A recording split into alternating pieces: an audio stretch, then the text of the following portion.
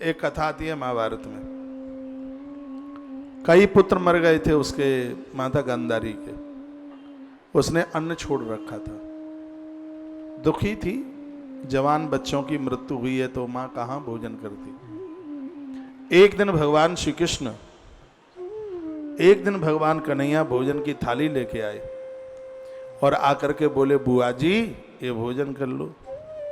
बुआ जी ने कहा, बच्चे मेरे मरे हैं, तुम्हें तो कोई कष्ट है नहीं, बच्चों के मरने का कितना कष्ट होता है ये अपनी माता देवकी को कृष्ण जाके पूछना, क्योंकि उसके 6 बच्चे मौत को प्राप्त हो गए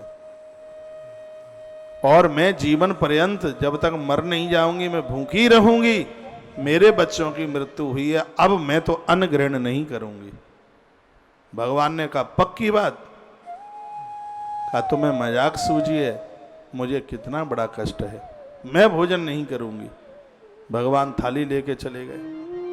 परमात्मा ने परीक्षा के तौर पर क्या किया, जहां वो खड़ी थी और वहीं भगवान बेरिया का पेड़ बन करके प्रकट हो गए।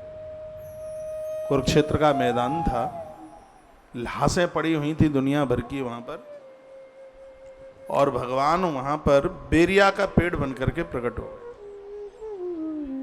गांधारी को पट्टी बंधी थी आंख में, लेकिन खुशबू नाक पकड़ रही थी। आंख नहीं दिख रही तो खुशबू तो नाक पकड़ रही थी, और उसने टटोल करके देखा कि हाँ लगता है कि यहाँ कोई बेरिया का पेड़ है।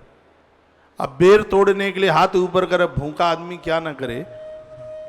कहते गांव के लोग कहते थे कि भूखा आदमी तो भूख में कंडा भी खा ले। तो उसने यूं हाथ ऐसे ऊपर किया तो पेड़ और ऊपर बढ़ गया। उसने अपने मरे हुए बच्चे की लाश को रखा, उसके ऊपर चढ़ गई, लेकिन फल ऊपर था। उसके ऊपर इसने एक बेटा और रखा, उठा करके रख रही थी, भूख है ये तो, उसके ऊपर चढ़ी, लेकिन हाथ ऊपर तक नहीं पहुंचता। इसने 7 बच्चे चिन चिन के रखे। 7 बच्चों के ऊपर चढ़ करके जैसे इसने बेर पकड़ा, छुआ, उसी समय बेरिया में से द्वारकाधीश प्रकट हो गए और कहने लगे, बुआ गांधारी, जब हम थाली परोस के लेके आए तभी खा लेती तुम तो, और अब बेर टटोल रही हो। तब गांधारी रो पड़ी। गांधारी ने कहा, केशव, पुत्र मृत्यु का बहुत बड़ा दुख है, लेकिन जीवन में सबसे बड़ा दुख यदि कोई है तो वो है भूखा रहना। हे केशव, मुझे लगता है कि भूखे को भोजन करा दिया जाए, इससे बड़ा दान क्या हो पाएगा।